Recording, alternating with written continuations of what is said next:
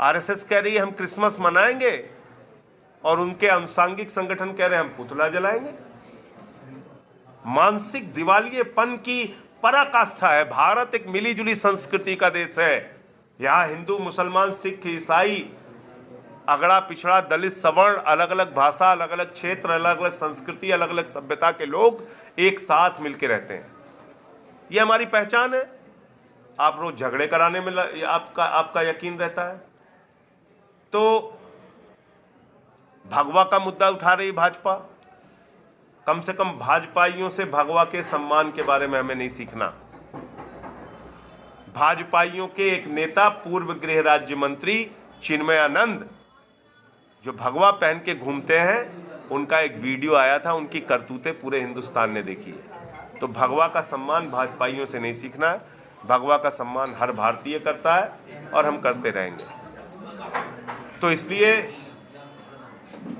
इस नगर निकाय के चुनाव में सभी सीटों पर आम आदमी पार्टी चुनाव लड़ेगी, मजबूती से चुनाव लड़ेगी और मुझे पूरा भरोसा है कि इस बार चुनाव में अच्छा परिणाम आम आदमी पार्टी को मिलेगा, क्योंकि हमने अभी तत्काल जो चुनाव हुए हैं गुजरात और एमसीडी में, वहाँ एक अच्छा प्रदर्शन आम आदमी पार्टी ने किया है।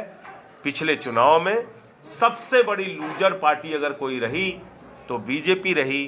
बीजेपी के हाथ से हिमाचल प्रदेश गया, बीजेपी के हाथ से एमसीडी गया। बीजेपी गुजरात अच्छे बहुमत से बचाने में कामयाब जरूर रही, लेकिन बीजेपी इस चुनाव के परिणाम में लूजर साबित हुई। मुझे इतनी बात कहनी थी। आपके कोई प्रश्न? कोरोना का समय चल रहा है, कोरोना की स्टार्ट हो गई है। समाजवादी पार्टी के सांसद डॉक्टर पार्क, उन्होंने कहा है कि ये सियासी ये कैसा कोरोना है। मैंने ये तो देखा था कि फिल्म के एक्टर को एक दिन में 2 रोल करना पड़ता है, कभी बाप का रोल, कभी बेटे का रोल, कभी इलाके के दबंग का रोल। लेकिन हमारे प्रधानमंत्री जी एक दिन में 2-2 रोल करते हैं। जब वो संसद में आते हैं तो बहुत गंभीर हो जाते हैं, मास्क वास्क पहन के एक अनुशासित छात्र की तरह मालूम पड़ता है। बिल्कुल कोरोना से बचने के लिए सारे नियम कानूनों का पालन अगर कोई देश में कर रहा है तो मोदी जी कर रहे हैं। और शाम को क्या होता है, मास्क उतर जाता है। अपने बीजेपी के नेताओं के साथ पार्टी की शादी अटेंड करते हैं बिना मास्क के। तो ये क्या है भाई? बंगाल में जब चुनाव था और लोगों की जान जा रही थी कोरोना से, तो घूम घूम के लाखों की रैलियां कर रहे थे प्रधानमंत्री जी। तब कोरोना नहीं था। अब कोरोना को लेकर आप इन सवालों का जवाब नहीं देते। हमारे 20 जवानों की शहादत हुई। आपने कहा था हम आर्थिक प्रतिबंध लगाएंगे चाइना के ऊपर। हकीकत क्या है? 2 वर्षों में 12 लाख करोड़ रुपए का व्यापार नरेंद्र मोदी जी की सरकार ने चीन के साथ किया, यानी कि आयात 31% चीन के साथ बढ़ा है मोदी जी के राज में। क्यों झूठ बोलते हैं आप देश से?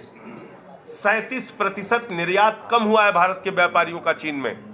तो चीन ने हमारे ऊपर प्रतिबंध लगाया है, हमने उनका व्यापार हिंदुस्तान में बढ़ाया। क्यों व्यापार करा रहे हो आप उनको? तोपे खरीदने के लिए, मिसाइल खरीदने के लिए, हथियार खरीदने के लिए, कि वो भारत के सैनिकों पे और भारत की सीमाओं में और घुसपैठ करें।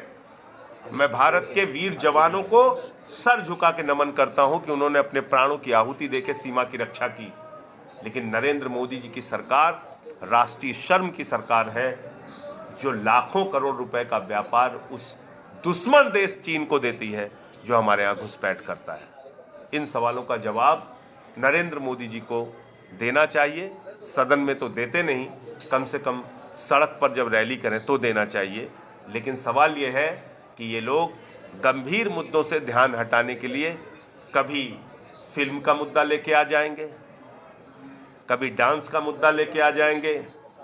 अभी मैं आज देख रहा था सेंटा क्लॉज का पुतला जला रहे हैं। मानसिक दिवालियेपन की पराकाष्ठा है।